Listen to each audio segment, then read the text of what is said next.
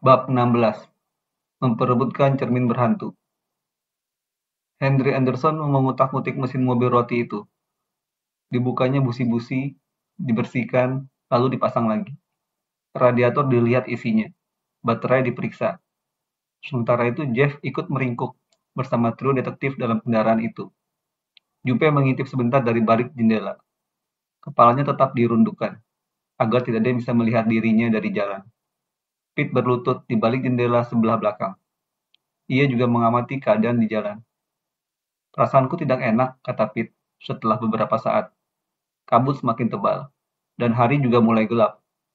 Bisa saja penjahat itu sekarang sudah ada di dalam gudang. Dan kalau ia masih lama lagi di situ, bisa jadi kita tidak melihatnya saat ia keluar nanti. Kurasa ia belum ada di dalam, kata Jupiter Jones. Tolol kalau ia melakukannya untuk menunggu cermin itu dibawa ke situ.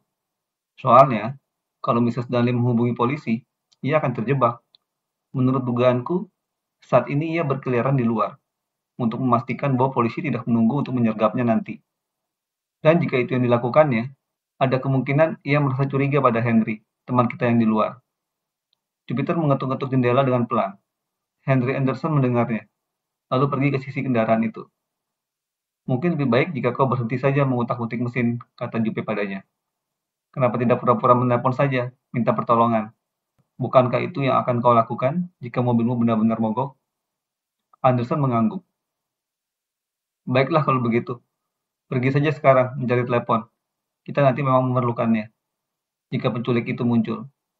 Kalau sudah ketemu, kau kembali lagi kemari. Menurut perasaan kami, kau membuat penculik itu gelisah. Wah, itu tidak boleh sampai terjadi, kata Anderson, lalu pergi. 5 menit sudah lewat. Ketika, itu, kata Pete berbisik. Jupe cepat-cepat pindah ke bagian belakang mobil. Pete menuding. Seorang lelaki kurus, berpakaian serba hitam keluar dari balik pagar, yang mengelilingi sebuah tempat penjualan kayu. Orang itu memandang ke arah mobil roti dengan sikap curiga. Itu kan orangnya, tanya Jupiter pada Jeff Parkinson. Kurasa iya, kata Jeff. Sulit mengatakannya dengan pasti karena terhalang kabut ini. Sebentar lagi kita akan bisa tahu, kata Bob. Lelaki itu mulai berjalan menyusur trotoar, menuju ke arah mobil. Astaga, desah Pete. Ia menuju kemari. Cepat, semuanya menunduk, kata Jupiter. Saat itu terdengar suara Henry Anderson yang riang di luar. Selamat malam, sapanya. Ya, kata lelaki berpakaian hitam itu. Malam-malam begini masih berjualan juga. Maksudku ingin mendapat tambahan penghasilan, kata Anderson. Ide konyol. Tak kusangka, San Pedro begini sepi pada malam minggu. Dan sekarang mobilku mogok pula. Pasti habis aku nanti, diomeli majikanku. Bagaimana? Mau beli roti atau kue-kue? Roti? Ya, ya, boleh juga. Coba lihat roti Anda. Anak-anak meringkuk di ujung belakang mobil, sambil berusaha mengecilkan tubuh.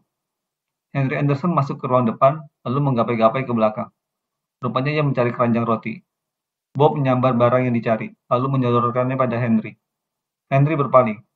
Nyaris saja keranjang yang dipegangnya membentur lelaki kurus yang berdiri dekat sekali di belakangnya. Aku menjual roti tawar biasa, kata Henry.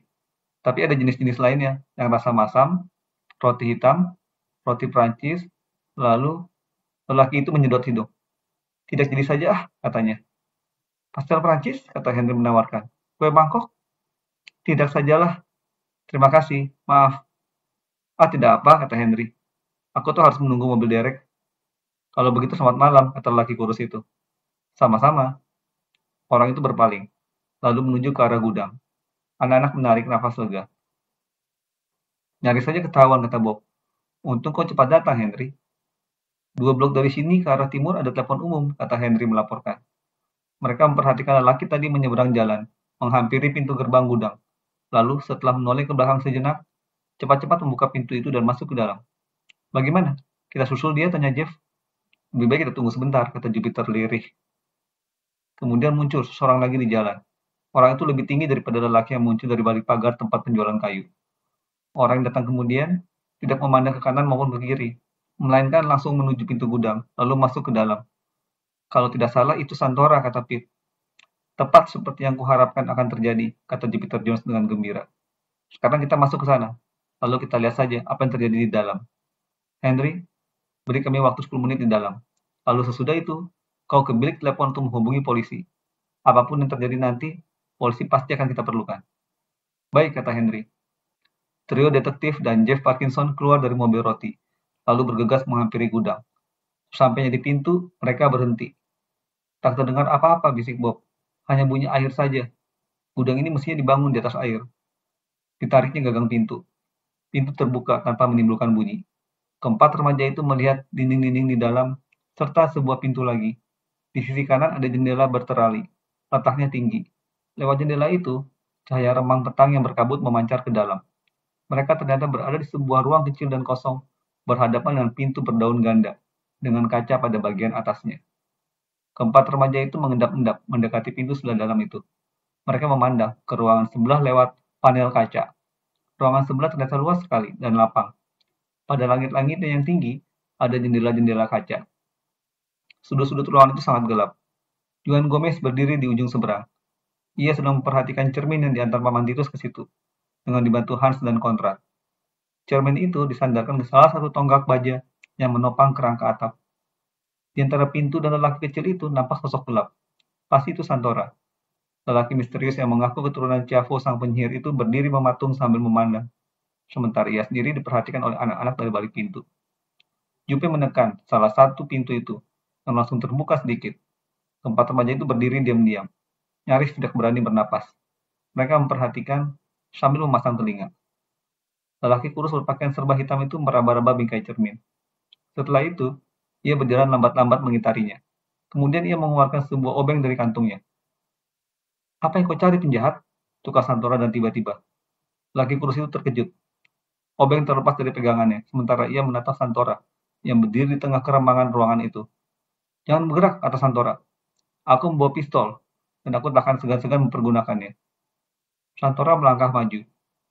Saat itu anak-anak melihat bahwa ia memang menggenggam pistol. Senjata api itu diarahkan lurus-lurus ke kepala lelaki kecil yang ada di depannya. Masih hendak kau teruskan juga kenatan ini, Gomez? Tukar Santora. Manolos sudah mati, dan jandanya kini hidup dengan tenang. Wanita itu tidak tahu apa-apa. Dia itu manusia dungu, kata si lelaki kecil. Kau yang dungu, Gomez, kata Santora. Kaulah yang mengarahkan perhatian kami pada cermin itu. Di situ kan rahasia itu disembunyikan. Selama ini bertahun-tahun, itulah rahasia kekuasaan Manolos. Cermin Chavo. Cermin itu harus dimusnahkan. Ini milikku, kata Gomez berkeras. Aku dijanjikan akan memperolehnya. Sekian tahun lamanya aku bekerja untuk dia. Dan ia berjanji bahwa cermin ini akan menjadi milikku. Tapi ketika ia mati, jandanya goblok itu mengirimkannya ke luar negeri. Sementara aku sedang tidak ada, karena kau sedang mendekam dalam penjara, kata Santora, menyambung. Ia duduk di atas sebuah peti kemas. Kau ini benar-benar malang, Juan Gomez. Kau mendekam dalam penjara ketika tuanmu mati. Karena kau tertangkap basah ketika hendak mencopet seorang wisatawan Inggris. Gomez yang malang. Kau kalah. Kau selalu kalah. Cermin itu harus dimusnahkan. Demi keselamatan Republik. Tidak, teriak Gomez. Cermin ini milikku. Aku dijanjikan akan memperolehnya. Manolos bohong, kata Santora dengan tegas. Kau dibohonginya. Kenapa kau sangka ia takkan mau membohongimu? Jika orang lain semua dibohongi olehnya. Kau sangka kau orang istimewa ya? Tapi sekarang, segala-galanya sudah berakhir. Cermin itu akan kumusnahkan. Tidak bisa, teriak Gomez. Perasaanmu halus, aku tahu watakmu. Kau tidak bisa menggertak aku. Kau dengan muka dan tingkah lakumu yang serba halus. Aku tidak bisa kau gertak. Kau takkan mampu menumpahkan darah orang lain. Gomez yang sudah bingung itu, tahu-tahu menerjang ke arah lawannya yang menggenggam pistol. Terdengar suara letusan, serta bunyi peluru terpantul pada besi, lalu menembus kayu di sebelah atas ruangan itu. Santora berteriak, sambil berusaha mencampakkan lelaki kecil yang menyerangnya. Ia melakukannya dengan sikap seperti mencampakkan binatang yang menjijikan. Pistol terlepas dari pegangannya, dan tergeleser di lantai. Santora dan Gomez membalikkan tubuh dengan cepat, sama-sama hendak mengambil pistol yang tercampak itu. Gomez berteriak marah, ketika dilihatnya senjata api itu meluncur ke sebuah lubang yang terbuka di lantai, lalu jatuh ke dalamnya. Terdengar bunyi benda tercebur ke air. Santora meluruskan sikapnya berdiri. Nah, katanya, mungkin kau tadi benar. Mungkin aku lebih suka tidak menembakmu. Tapi kau takkan bisa pergi dari sini dengan cermin itu. Dipungutnya sepotong kayu yang ada di dekatnya. Ia melangkah, lalu berdiri menghadapi cermin. Sekarang, akan kukerjakan apa yang menyebabkan aku kemari, katanya. Cermin ini akan kumusnahkan. Saat itu Jupiter muncul dari balik pintu. Sebelum itu Anda lakukan, katanya dengan tenang. Ada beberapa pertanyaan yang ingin saya ajukan. Lelaki yang bernama Juan Gomez melongo, menatap keempat remaja yang tahu-tahu ada di situ. Begitu pandangannya tertumbuk pada Jeff Parkinson yang disangkanya masih tersekap di dalam rumah tua itu, ia berteriak, lalu menyerbu ke arah trio detektif. Berhenti, suruh Pete. Ia berkelit melewati Jupiter yang berdiri di depannya, lalu menubrukkan dirinya ke arah pinggang penculik itu. Gomez langsung meroboh sambil menjerit kesakitan. Pete cepat-cepat mendudukinya. Lama-lama ini bisa menjadi kebiasaan, katanya. Kubantu kau, kata Jeff, lalu ikut menindih Gomez. Nah, kata Jupiter Jones pada Santora yang terheran-heran, kami memang masih remaja, tapi masih ada kami berdua menghadapi Anda yang seorang diri. Tidak ada yang bisa meninggalkan tempat ini, sampai kami sudah memperoleh jawaban tentang beberapa hal yang ingin kami ketahui.